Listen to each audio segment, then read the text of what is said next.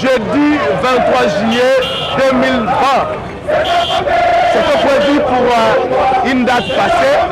Le FCC avait pris l'obligation de reporter cette marche pour faire suite à mesure d'état d'urgence où le chef de l'État a décrété qu'il aussi là qui depuis la journée d'hier officiellement. Mais avec une démonstration de force confirmée que Kinshasa il y a UDPS, Kinshasa la Mukate. Aujourd'hui, le FCC confirme que Kinshasa la paix à Bango. Botala et tout le coup à Batou. Tout ça, la première rue. Marche bandée là officiellement, mais Batou tondi déjà. La commune Komituna, est-ce que ça a été le même personne qui a marché à UDPS ou qui a marché à la Mouka? On peut faire une marche à perdre pour la lélo. Mais au moins, ce qui est vrai, vous pouvez voir Mazona qui s'appelle la Billy, Nengani, les bateaux bazalaires de l'Awa. Mais alors, mon bateau va très discipliné. C'est un élément où c'est qui doit marteler, Bazali très discipliné jusqu'à maintenant. En déconnant, Bazali très discipliné. Pour son politique, je vous confirme, pour son politique sur terrain, Trésor Kalafa Idim Kumu Azali Awa, Israël Mutombo Sango Mokozi, Azala Bazinga Zinga Awa, Bandero Nyonso Bazali Awa, équipe Mobimba, il y a besoin de politique Azali Mokozi, Awa, caméraman, Roublé Bamba. Il y a des gens qui ont ma caméra, Ordi Mobala, Platine Voilou, Batu Nyonso a besoin de politique Bazali en Katia. Donc autant, Bango, c'est vrai. Trajectoire, exemple, pousser ma case, on va parler du peuple, mais au moins, il y a un monde fou. Il y a vraiment un monde fou. Et là, comme moi, il y a que le journal, ma casse, la température nage entre 22 ou 23 degrés Celsius. Mais Batoubaye et Béné, vous avez un drapeau. Et à partir de nous, vous avez composé les FCC. Ça, c'est notre introduction. On aura aussi interviewé quelques bateaux de Kouti. Merci. Parce que vous êtes fidèles à ma programme. Merci à Roublé Bamba ma caméra.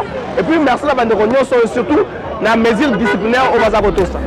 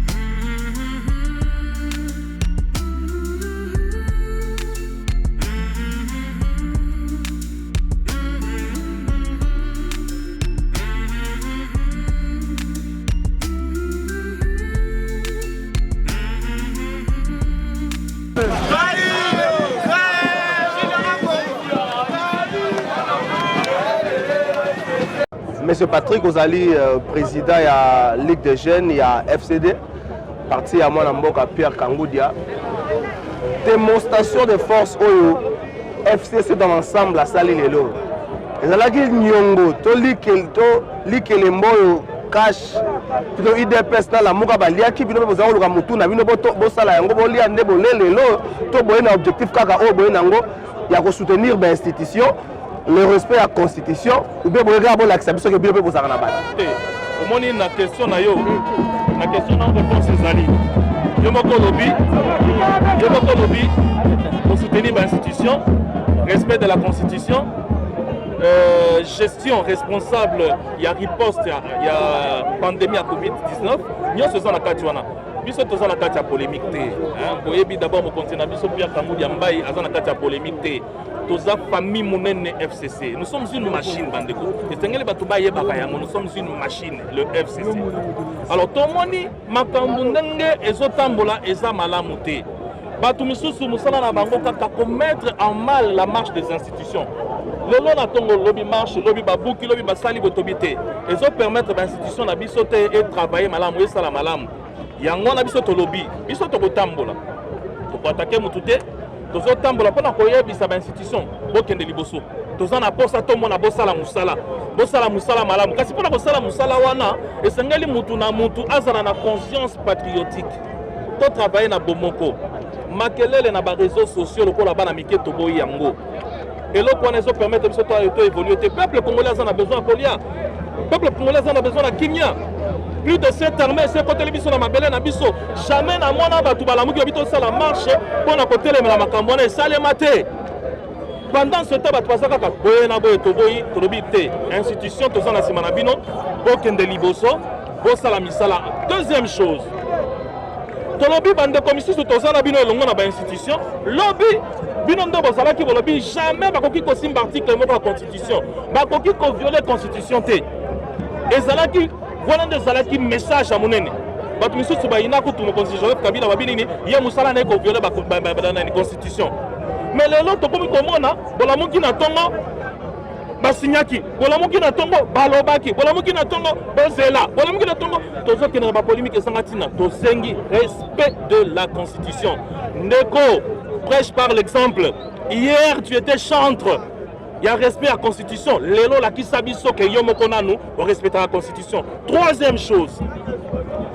Batu FCC ndemiibi, bani mokimwake bango ndemiibi. Ba pesi bino ministère, ba pesi bino mbongo, bo gérer riposte ya COVID-19, bozo kokate. Bazo tuna bino mutuna bozo pesa ba ya noté tolobi te, tolingi gestion responsable, ya riposte parce que ba congolais bazo kufa. Parce que lelo oyo balebe nani état d'urgence. Mais comment on gère? Ndengani bazo gérer riposte ya pandémie wana. Bato bazo kokate tolobi, bota la peli kambwana malamu. Bota la ba frontière na biso malamu. Et puis pour la construction na ningi na ebisa biso ndengani. Pour la construction na ningi na lobaboy. Et sengali congolais ayeba que eza na famille politique te o eza ya ba angelu na o ezali ya ba démon. Lokuta batu ya malamu baza bisika nyonso, batu ya mabe babololo pe baza bisika nyonso. Alors topoye le kana opinion ya mokili mombake soki oza mutu ya FCC otelemi boye, c'est que nécessairement oliembongo. Soki oza mutu ya FCC otelemi boye, c'est que nécessairement moyibi. Liste ezate. Liste moko ezate na mobiliser, c'est moi le mobilisateur. Tant on a so mobiliser, il faut na yeba nani a ko mobiliser. Je donne des quotas à mobilisation. La personne na mutu yo yelanga boye ba fédéraux na biso to sololi na bango par rapport ya ndenge baza organisé na niveau ya base. C'est notre base qui est là. C'est normal parce que jamais on va me que na mobiliser mutu na yebité. Et ça na mobiliser mutu na yebi. En tant que parti politique, tous autres travaillent dans la hiérarchie. Tous dans la fédéraux, tous dans la ligue des jeunes, tous dans la ligue des mamans. Nous sommes tous dans sali réunion to lobby to lingi, tous batu autant lobby na marche. Boben na batu ya biso baya, batu na biso bazali awa, ozo mona bango, baza awa. Donc na ngina si saboye. Eza na kan ya ba santé, eza na kan ya ba démonter. Eza na besika oyo, batu o baza na ba valeur, batu o baza mayele. Tolingi batu ya maele ya côté kuna ya awa basangana ba mema mboka na biso liboso to perdre plus d'une année et demie na ba slogan oh nzete oh te libanga oh te câble wana ezati na moko te momemi te na lobby nzete libanga câble oh te peinture to boy biloko wana tolingi biloko wana te to perdre plus d'une année na ba buso ba wana to za na besoin lelo population ba nomona tina nini batindaki biso na ba institution tina nini ba élection salemaki tina nini ndeko Joseph Kabila mokonzi na biso avandi pembeni atiki batu mususu basala musala batu wangi amona tina wana et comme lelo kaka lelo moke FCC sala kiboy FCC tindaki batu bakende kozwa ba décision na bango te ba banda miloko ba bandaki wana na suki wana.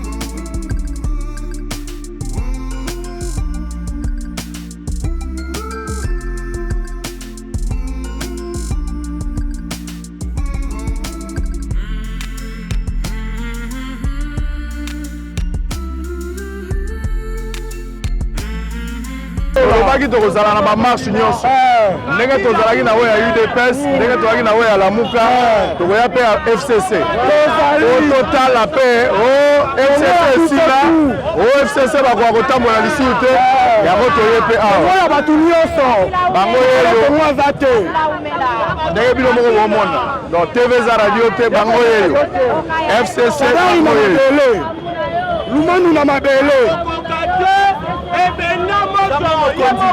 yo omonaka PPRD bato balobaka ke PPRD eza parti ya peuple te ozali komona ozali peuple oyo peuple te osali ndenge mpo bato batonda tozali na bagrand estratège azwa bango tozali majorité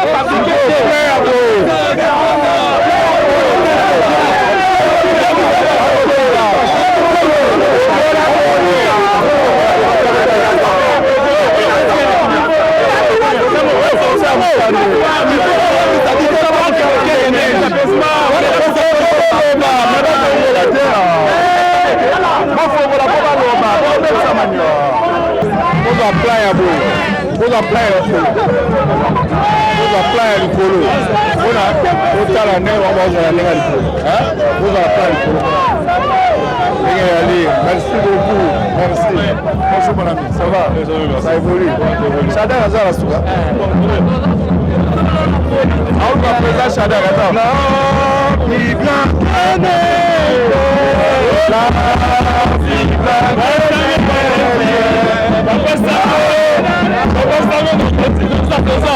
Vous êtes belé. On est belé. On est belé.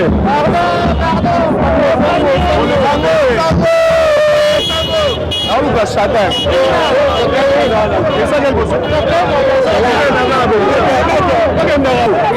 tozotambola bosolo na politique officielle bato d'abord badutaki ke bamilitaire baza kaka parce que bato basous-estimaki ke PPRD mobilisation esalami makasi te okozala mesure ya kozwa bato bayembele te. Qu'est-ce qui justifie présence ya bato oyo bosali nini d'abord parce que les gens croyaient que boza biso na bato te omoni yo moko oza pemo awa bato baza ebele koleka ça signifie que le peuple en a ras-le-bol. Oui. Nous voulons la paix dans notre pays. Nous voulons le respect de la Constitution dans ce pays-ci. Et tout le monde dit depuis un certain temps, la Convention qui n'est bien été par intimidation ezali, par arrestation arbitraire ezali, et surtout respect ya baéli du peuple eza te. Ozomona baza attaqué parlement na biso, instrumentalisation ya justice. Tomoni ke malembe population emoni ke tozokende tout droit vers la dictature. Depuis wana dictature esi eseplanté yango peuple congolais un chantier monene moni awa etelemi pour donner un signal fort que toboyi Premier ministre aza garçon de course te. Premier ministre aza garçon de course te. Il est Premier ministre et chef de gouvernement. Il faut bâtir que la prérogative na ye. Devant tout ça, non, il faut pas tambola.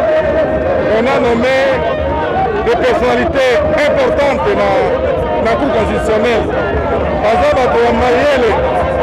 Baza bato ya bwanya oyo banome kutu biso tofélicité bango mais tolobi barégler les procédures. Alors même les gens qu'on a nommé bango moko yebi ke forme barespecte yango te. Alors pour yango tolobi tomarché démocratiquement pour la paix et pour la tranquillité. Alors pour la social paix et peuple social paix et peuple. Très bien, mais pour la dollar ndenge ezomata. Dollar ndenge ezomata. Et justement, yango na lobi marche eza malamu, bato bayeba raison nyonso avancé eza malamu. Mais bino boza na coalition. Boza na coalition tant biloko ezosimba te. Dénoncer à temps. Nous sommes en coalition. Ah, erreur ezouta na partenaire na bino. Nous prenons le peuple à témoin. Oui. Et erreur ezouta kuna. Ya biso te. Dans la marche na biso. Oui, oui. Kitoko. Est-ce que vous mettez la manga? Est-ce que vous qui direz la partie nécessaire? Est-ce que vous venez d'appeler? Est-ce que votre coufi? Rien, c'est une marche républicaine. Merci. Très bien. Excellence, vous avez la boulevard triomphale. Vous allez partir, mon corps est parti au pouvoir parce que vous êtes en coalition. Certaines personnes pensent que c'est inopportun de marcher les lots parce que tout le monde va poser à gérer.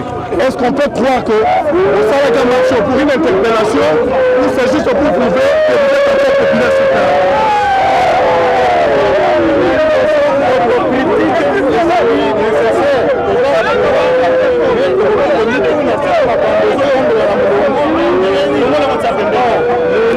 C'est clair que makambo ezotambola na molongo te yango tolobi ke il faut tozala solidaire na population na biso to reconnaître que oyo tozosala ezali kosimba mpenza mitema ya population na biso te. Ça c'est de 1.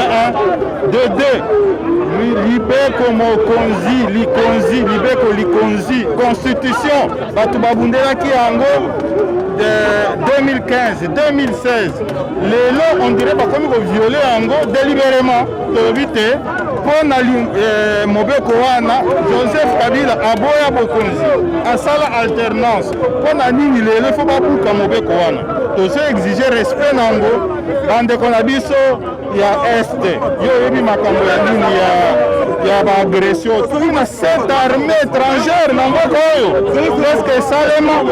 Alors ça signifie que on ne fait pas assez, la situation s'est dégradée.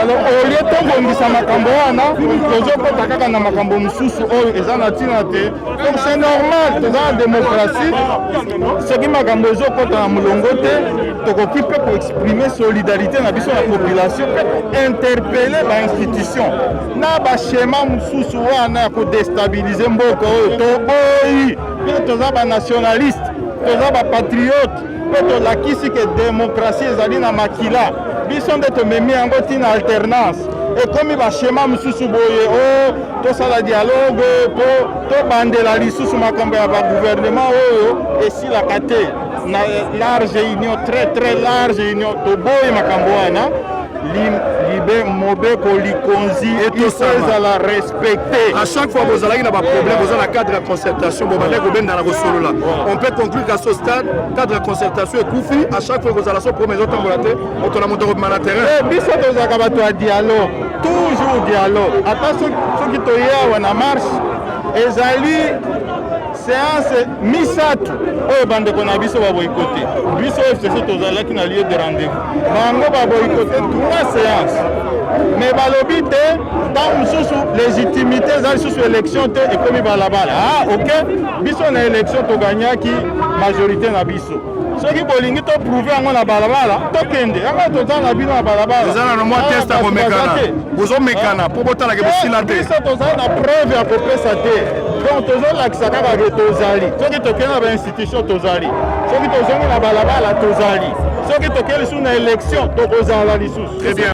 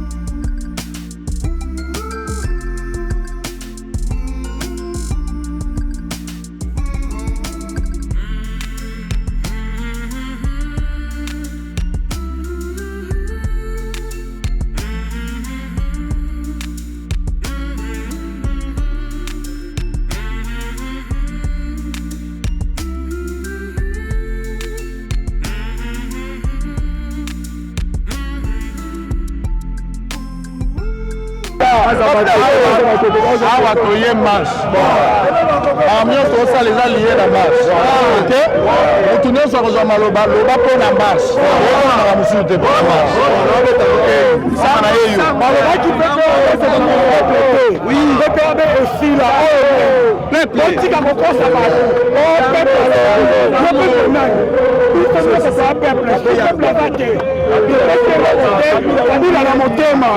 kabila na motema donc opesi l'arte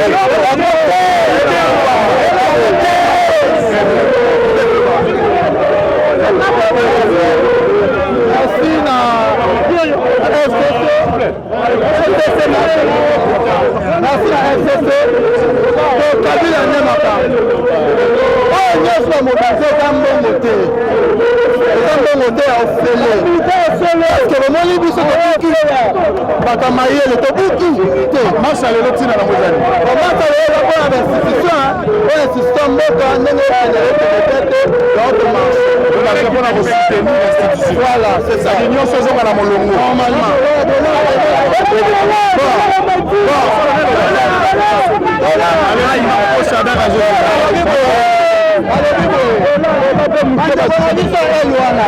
moto marché mpo na dolar te so baza afro congolais bamarché mpe mpo na dolar nasuki ya une minute là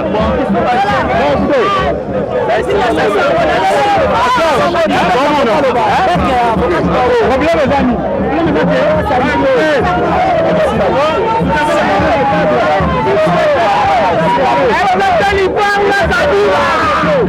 à la face du monde que c'est dans une plateforme vraiment de leader.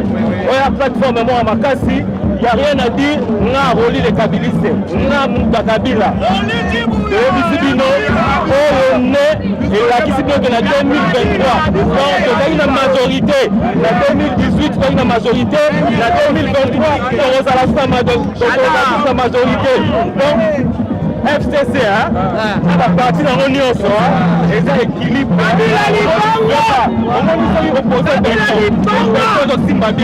Et ça, on dit,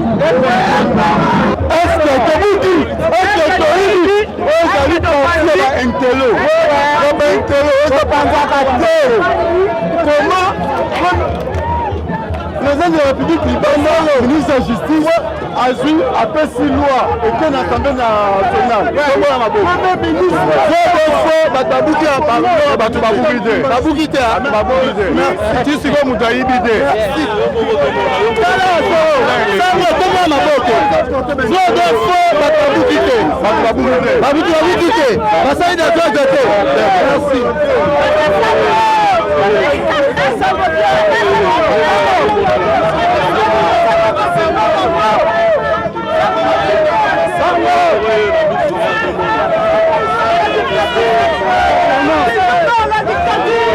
fallait poser l'état d'urgence par lever en gros pour vous permettre de ramener tout ça à la madame. Apparemment, vous avez fait leçon et bateau, vous avez respecté les gens sur quoi la marche et de constater que l'objectif a été légèrement modifié. Parce que marche à l'Iboso, les gens qui vous ont pour la raison, il y a l'IPA pour associer à la peuple. Mais les gens vont changer, ils vont appuyer l'institution en place. Pourquoi mutation en Essara? Et ça vraiment, nous constatons, la FCC, pour respecter l'idée. Nous sommes responsables de l'institution. Et tellement que nous sommes responsables de l'institution, il faut respecter l'institution de l'ISO. Donc, on a quand le bac est état d'urgence, par rassemblement de plus de 20 personnes expérimentées. Nous sommes plutôt sablés. On a tiré à nous, nous avons salariés, le 21 coca, après le 21, état d'urgence de l'Olongwa. Notre ressort marche à l'ISO tout en respectant notre institution. Échanger de solidarité avec la population de la Bichon Zali. C'est le monde de la banderole, n'est-ce pas, constitution Zali. Soutenir votre institution et nous, vous avez fait partie de la Biloko de ce Tambola Lelo. Congolais a remis connu comme diplomatie, et là, le mati mpo na biso ifo babongisa mpo situation ya mboka mpo na ngo na bandi te neti bafutaka biso bato ya kala eloko dollar emati ifo mpe bamatisa bato ya biso bafonctionnaire basalia pamba te tozofuta dollar na loyer na biso bazofuta biso en franc bozokoka esu na baloyer te yango du coup il faut situation ya peuple congolais baaméliorer parce que congolais azosouffrir dollar emati makasi bondongo kambo toti kolekisa revendication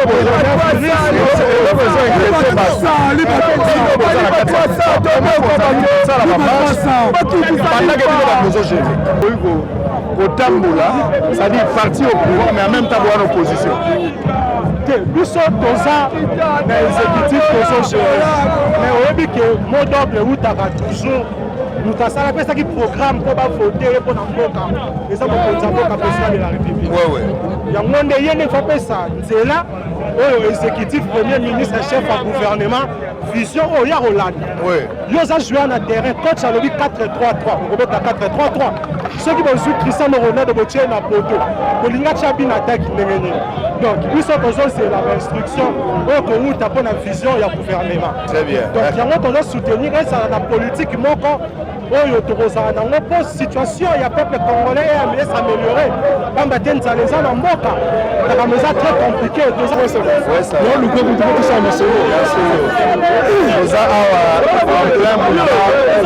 tozali awa en plein boulevard Sendwe bato ya ndenge na ndenge baye la seule l'unique question toza na bino boza na pouvoir boza kogérer c'est-à-dire boza gérer na coalition pasi nyonso to échec nyonso eza na coalition ezali échec oyo bozo partager pourquoi marcher aujourd'hui peut-être pour na lipa pour na kotelemela makambo ebele bozomona social ya peuple je pense que bino parti oyo bozo marcher boza na pouvoir est-ce que eza un aveu d'échec te komarcher lelo eza mpona kosoutenir bainstitution nyonso omoni ke na basemaine oti koleka mwa mbutumbutu ekotaki na classe politique c'est pourquoi biso bato ya kaneko ya parti du nouvel élan du Congo tolobi mokolo ya lelo tosangani biso banso mpona kosoutenir eloko eleki kosoutenir eza te yango wana biso na elongo ya baparti politique ya FCC tosangani mpona kosoutenir tata mokonzi ekolo bainstitution nyonso parlement institution gouvernement de la République. Très bien. Donc toloba que marche au bolongwa na scène de Bosubati na palais du peuple. Yango wana l'objectif final eza nini? Objectif eza mpona kolakisa na mokili mobimba keno peuple congolais tolinga na biso nyonso d'abord kimia ezala na mboka biso toboyi makelele na mboka toboyi bitumba na mboka toboyi bango na baya kodestabilize république démocratique du Congo na yango ndenge bato komarche pacifiquement mutu moko te aka kobuka eloko mutu moko te aka kopie eloko na yango na nouvelle élan tomemi na classe politique eza mpo congolais nyonso ayeba keno esika nyonso azali eza mboka na ye. Très bien, merci beaucoup. Tozali awa na Sendwe. Oui. Bato baye belé pour la marche. Oui. Est-ce qu'on peut comprendre l'objectif de la marche? L'objectif numéro 1 ezali toza kosala pas respecter la constitution, pas respecter la loi ya mboka et puis toza kobunda aussi que stabilité ya mboka ezala. Tozali kobunda aussi pour na institution ya mboka ezala convenable. Donc wana totamboli pacifiquement pour na tosala marche wana na bandeko mosusu ya FCC. Très bien.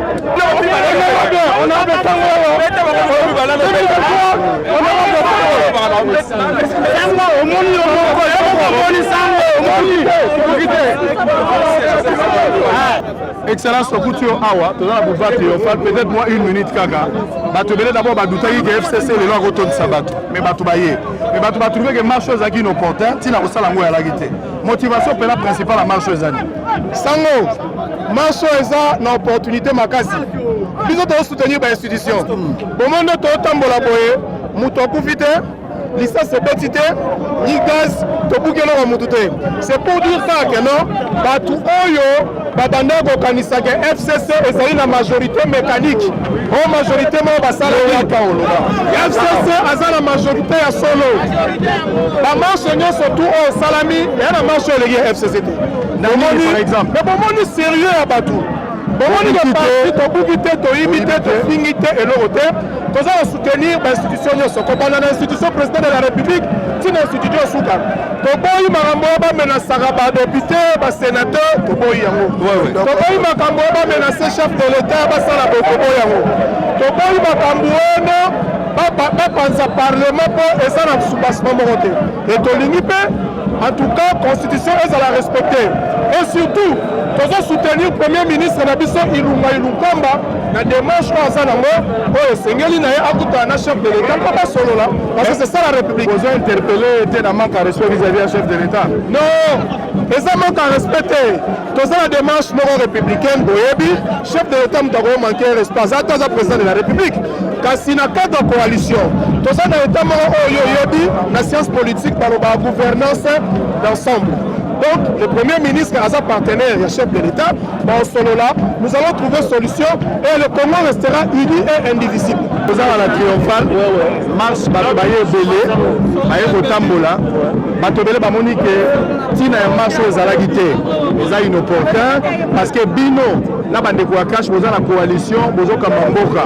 Et vous avez la passe Mboka, vous avez Bozo Kamba, Bino Botambola pour la Lipa.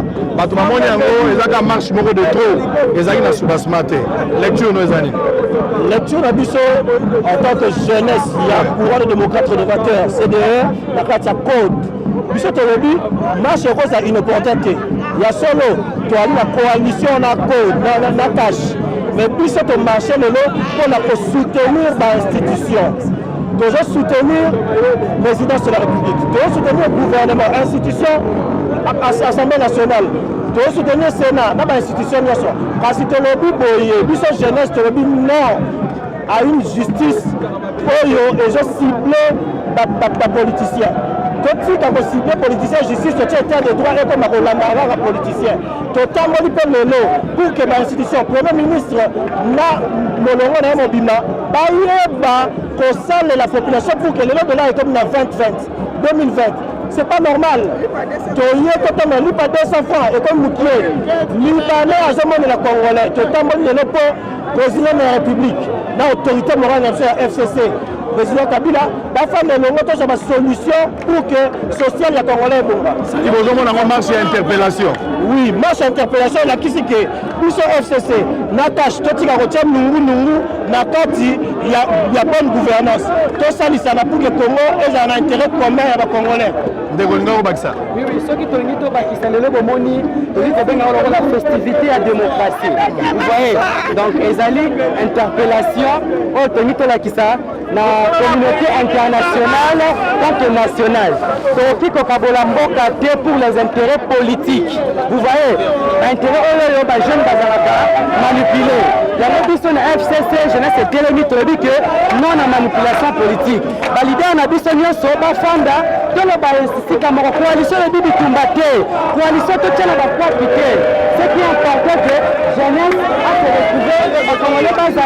Gilet simple, c'est la stabilité des institutions, le respect de la Constitution, mais aussi le respect des institutions. Vous voyez, nous avons besoin de la cohésion, l'unité, la bonne marche de l'État. Vous savez, la population congolaise, elle souffre et nous voulons faire passer le message que nous compatissons à cette souffrance. Nous compatissons aussi avec ceux qui sont à l'Est, avec tout ce qui se passe là-bas.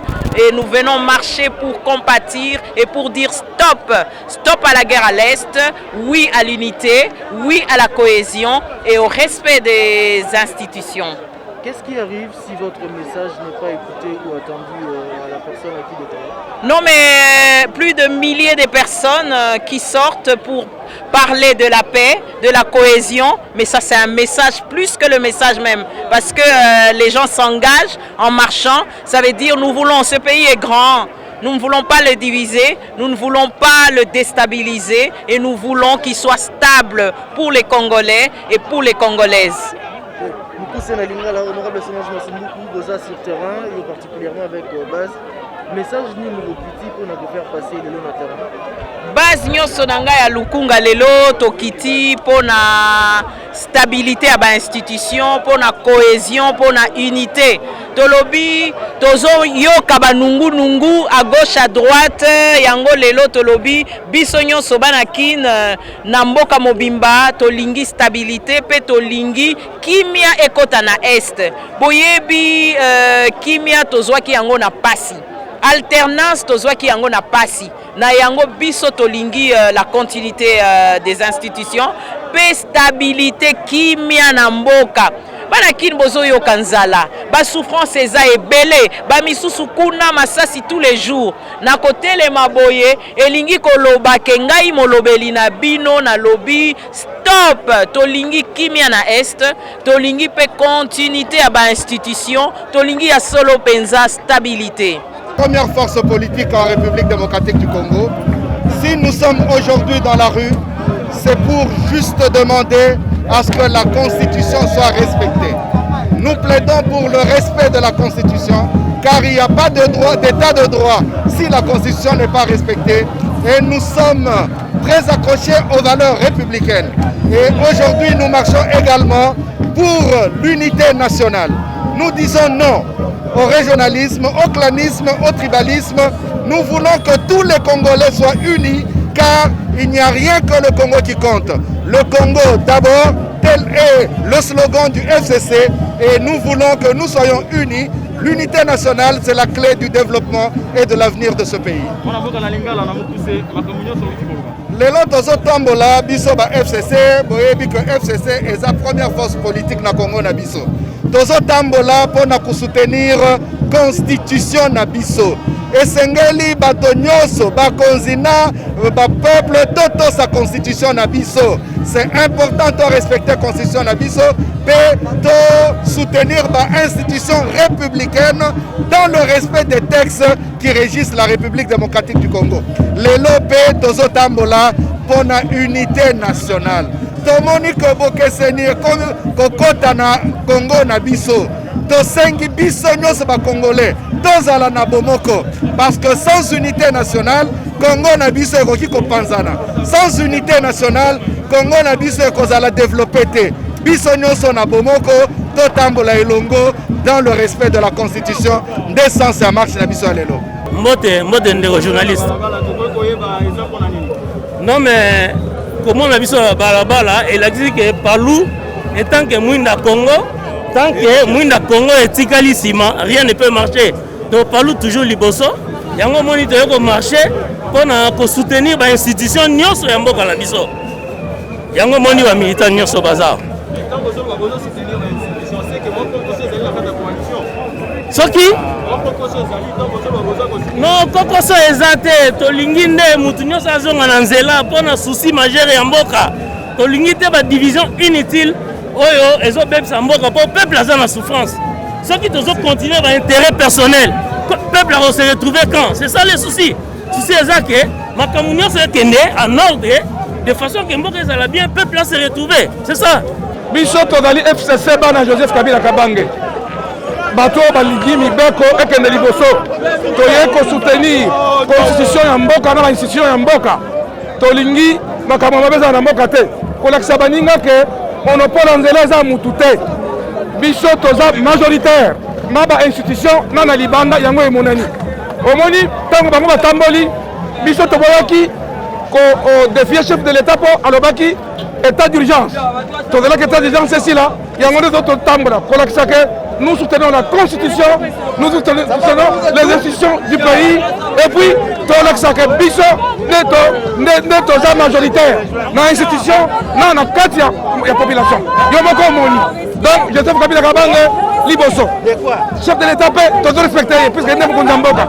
Mais il y a une coalition que nous sommes ensemble. Voilà.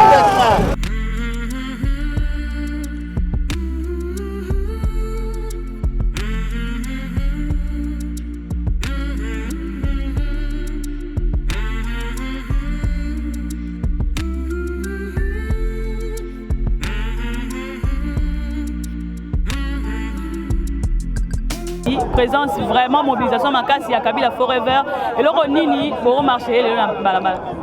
Biso FCC tobimi na nzela pona ko marcher pona ko soutenir ba institution ya mboka et puis respect à la constitution. Est-ce que vous allez banza été marche na bino o ko aboutir bo tomoni ba marche nyonso ya ki liboso na bino ba komi penza ba koma ki pena na bitu na bango te. Non, il faut aboutir, peuple abimi na nzela aye ko manifester parce que on veut bi na est ya mboka na biso kuna ba bitumba eleki loyenge na loyenge biloko ezali belé ezala bandeko mosusu intention ezalaki ya kobebisa ya kotumba ya kotia désordre na mboka mais biso FCC tobimi na nzela lelo ensemble na population mpona kimia ezala na mboka na biso bainstitution na biso mboka so eza na bainstitution malamu te kimia ekozala te so kimia eza te peuple akosouffrir yango tolingi kimia na mboka Congo. Mino étant que coordinateur ya Kabila Forever, message fort na bino ezani. Non, le seul message fort est que population esika zali to sengi d'abord merci na peuple congolais oyo adimi ko bima pour accompagner que sengeli mboka na biso za na kimia. Oyebi na mboka oyo ba extrémiste, ba koliti ya ba impérialiste donc mindele oyo ba kanisaka Congo ezali zamba na bango ko utiliser bandeko pona ko semer trouble. Biso ba congolais to linginde to zala bomoko tozala un total ba problème oyo eza na société oyo ezo déranger peuple lelo dollar ezo mata lipa ezo mata population azo souffrir. Alors il faut siko pona biloko wana to luka solution na yango esengeli d'abord kimia na ba institution ya mboka yango moni biso to marcher pona ko soutenir ba institution afin que ba institution wana ezwa solution na ba problème oyo peuple azali nango. Marche na biso ya lipo na ko soutenir ba institution ya république. Ba institution ndengo yebeli ezali na batu nyonso. Okokuta na institution batu ya lamuka bazali, batu ya cash bazali, batu ya FCC ezali. Bref, elingi lo batu ali ko soutenir mboka. Ba institution po ete mibeko na mboka etosama. Constitution de la République ezala respectée. Yango wana tozali ko sala marche ya lelo pona kolakisa na communauté internationale, to communauté nationale que FCC ezali pona mboka pe manso tokosala ezali pona intérêt ya peuple. Eloko nini obomoni déjà ezo marché te na kati ya institution oyo pousser bino ba malibanda le. Oui, coalition na ndenge toyokanaki tomoni ke coalition ezali kotambola malamu te. Yango wana tolobi soki baboyi coalition tozali prêt pona kokende na cohabitation. Cohabitation lingi loba biso FCC tozali majoritaire tokozwa makoki pona kokamba mboka. Pe na 2023 tokosala bilan na peuple na ndenge tokogere mboka. Te koyeba motivation loko ni motiver bino lelo FCC boko mako soutenir ben institution bo marcher pour na ko soutenir ben institution mboka. Na sepeli na motuna na yo eloko nini esali que biso to se mobiliser boye na koloba liboso ke o kutu eza mobilisation moke mais pour na stabilité ya ba institution pour na harmonie na kati ya ba institution boyokani bomoko bozala pour na bolamu ya mboka na biso pour na bolamu ya bana na mboka na biso ekosengaka tosalaka ba marche totika kobenda na bendana na boye mokonzi na biso l'autorité morale ya ni na biso ya FCC alobaki biso toza batu ya kobunda na nzela te biso toza batu ya kopasola ya koboma ya kotumba te to lakisa ke il y a moyen d'être un patriote moyen ezali que bosa la marche bo lakisa pe bomoko na bino peuple eza peuple ya biso nyonso peuple eza peuple moko biso to kabola peuple te ke baike bazala ngambo oyo baike mususu bazala ngambo mususu kuna te boye tosali marche kobengisa bato bayeba ke tozali tolingi bomoko tokotonga pe bomoko makambo ndenge wana. Est-ce que vous banza ete marche na biloko ya bouti pa bato ba marche elekaki tomonaki bazaki ata le moyen ya comme on a parlé du peuple te ndenge pe bino boza ko banza biso to sengaki nzela po tosala marche oyo to respecter loi na règlement ndenge lobby en matière ya marche esika bakonzi balobi bosuka awa biso tokosuka wana soki balobi bokoma esika kingandi boye tokokoma wana mais problème ezali awa totambola nde na kimia totambola nde na sembo totambola nde na bule Mbote honorable. Mbote maman. Donc moi la boulevard scène de Awa, ils ont prévu à qu'on marcher qu'une triomphale Castomoni barrière, moi il loba pour n'endengue ba barricader binonzela. Non mais on ne peut pas comprendre ça. Nous avons vu un groupe de bandits, hein, c'est-à-dire ceux qui cassent, ceux qui font de n'importe quoi, hein, avec leur marche. S'il vous plaît, pour la politique, voilà, pour tout le banamuno mboka, oyo batunyo sobayo kaka. To mona ki na mboka oyo ya pas longtemps awa kakawa. Groupe moko batambola ki, o bazaye ko buka, bakoma ki tina niveau ya koboma policier. Policier wazo sécuriser biso lokola lelo. Batika ki bango libre na destination na bango kino na suka. Oyo majorité populaire, la vraie majorité. Et bimi na balabala lelo. Voilà que la police va nous barricader la route pour na ezali revendication moko ya population. C'est-à-dire que dans la réseau matakoleka, ba institution ya république eza respecté et voilà police était les miliboso na biso pour na barricader biso peuple nzela peuple parce que ça c'est le peuple. Ba ça la biso confusion le rôle la peuple ezala ngambu mususu. Mais peuple yango yo kaka donc biso peuple. Batike la biso nzela to kende to le kati et pas wapi to pesa message na biso na parlement. Je crois que yango déjà plus important lelo. Tiens besoin qui autorisation moko permettait que nous commencer à parler du peuple. Madame biso toza ba respectueux à l'institution. Ce que moni FCC et bimi boye to koko za la illégalité. Donc toza na ba légalité nyonso possible. Voilà ninga madame. Koni ni borosenga na mai oyo ka emon et c'est salami liloba na yo message na yo fort izanini. Non, c'est-à-dire que raison ya marche ya lelo eza respect kaka ya institution mais respect ba institution ngo eza violé même pendant que tozo marcher pour na respect ba institution. Est-ce que vous comprenez le madame? C'est-à-dire que lelo to marcher pour na respect ba institution mais kaka pendant la marche ya respect ba institution les institutions sont violées, le respect est violé yango bozo mona oyo. Donc toza na mingi ya kolobate batike la biso nzela omoni ngulu pa ya batu près de 2 millions de Kinois ils sont dans la rue mais babukite babeti mutute babomite babomi pe policier te bomoni yango.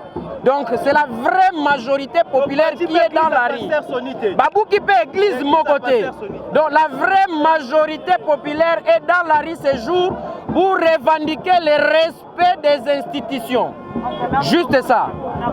Les lots Moni FCC marche, les populations tellement mobilisées. Bobimi Nanzela pour revendiquer le respect à l'institution, respect à la constitution. Car si tu es une coalition entre FCC Cash, motivation à Bino et Missibino Nanzela et Zalinini, à part pour Moriko Bimater aussi un respect à l'institution, ce qui sous-bassement moko exalté. Non, maman, Oyebiete Mikolweleki. Procureur Mokoboy a signé document pour empêcher les députés de côté dans le Parlement. Alors que Moubeko Likunze lobby que siège à Parlement est inviolable. Mais biso ba viola kiango et d'ailleurs nous avons profité de l'occasion de présenter des condoléances à un député qui nous a quitté parce que la pression est trop, le stress est trop, à la crise cardiaque à Koufi. C'est-à-dire nous voulons que les respects de l'institution est à la démise. Il y a un liboso. Il y a mis balai tout le monde a velléité tribale comme que soit corps. Au moment était tangu basali élection ya président Seni. Oyebi ke balongola ki bande kona biso ya Kasai. Balobi bino boza baluba président Mkonza Mboka sa muluba bino boko sala ba candidaté. Mais sikoyo ndenge ndekolanga autoloba. Soki critère tribal yango nde babalo sala. Président ya Assemblée nationale azamungala.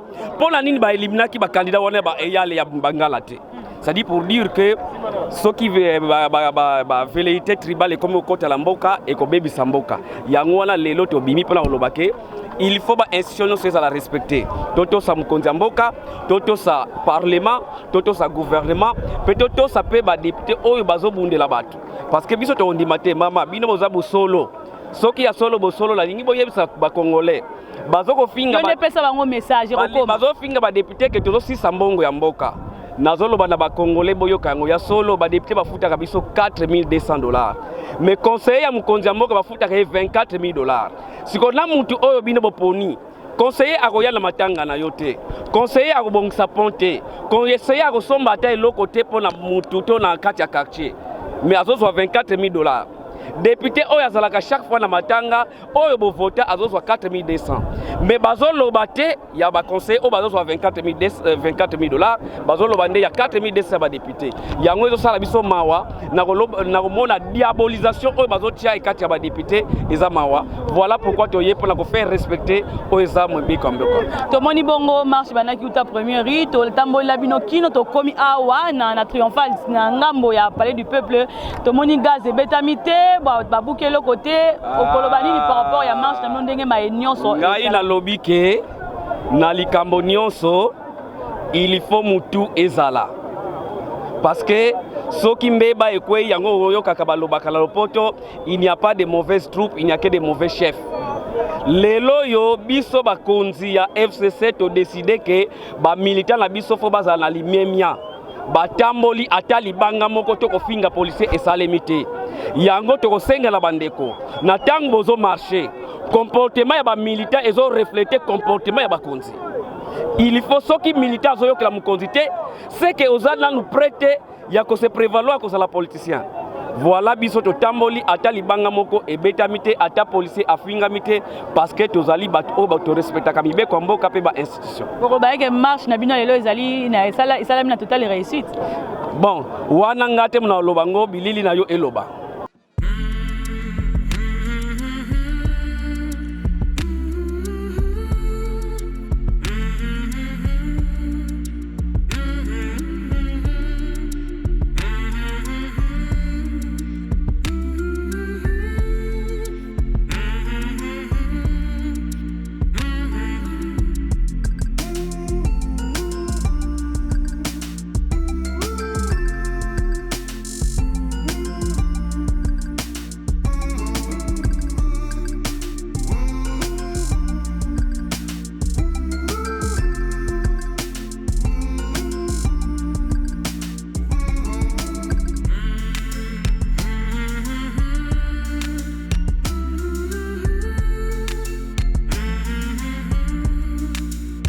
D'abord, biso to respectateur de la Ekita.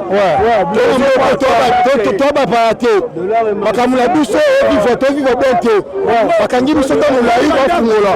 Na dola comité ba faire ba vendre. To vivre ndenge nini. Yango to bimi ko.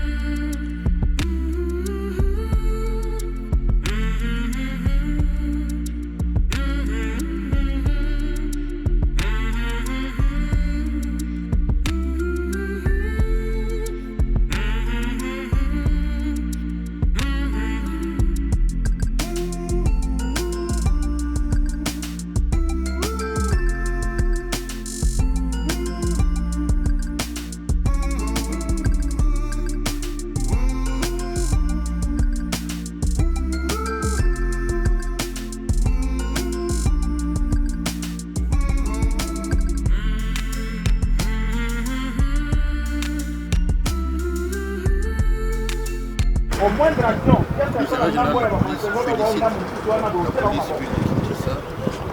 Pour ce travail de tout temps abattu aujourd'hui. Les félicitations vont aussi à la LENI. Pas tout simplement à la LENI, pourquoi pas à l'IPI qui est censé dégarder le palais du peuple. Aujourd'hui, cette manifestation qui a eu beaucoup de rumeurs dans les bons, soit dans le mal, vient de terminer comme tout le monde le souhaitait. Pour des chapeaux aussi aux manifestants qui ont respecté les pactes conclus avec la police. C'est ce que nous disons, que la police toujours a un système de la police de proximité. La police de proximité est prisée dans la population. C'est ce que nous avons fait aujourd'hui. Merci, coup de chapeau à la police, nous n'avons pas de commentaires, et coup de chapeau aux manifestants. Merci beaucoup. Si tu me poses la question, pourquoi ma présence, je suis venu comme tout officier de la police, accompagner le travail qui sera abattu par la ville de Kinshasa et par les unités qui viennent en appui. Voilà. Tomoni marche salamina kitoko nyoso la police avait tigazité à la nuit mokité akangi mokité libone cause la nuit. C'est un travail d'expert. Alingala s'il vous plaît. Et là mosala il y a expertise de la police nationale. À chaque fois les autres sali malamu lobi tosali mbeba tozokenda kocorrige correction oyo bakomanda bazocorrige mpo ya kosatisfaire bamanifestant na biso nde epesi résultat oyo omoni lelo yango napesi mbote nakumisi polise na biso nakumisi na bamanifestant oyo en tout cas bandimaki mpe baexécute pacte oyo toyokanaki na bango tokotambola boye tokokoma boye en tout cas tout a été respecté à la lettre. Merci beaucoup.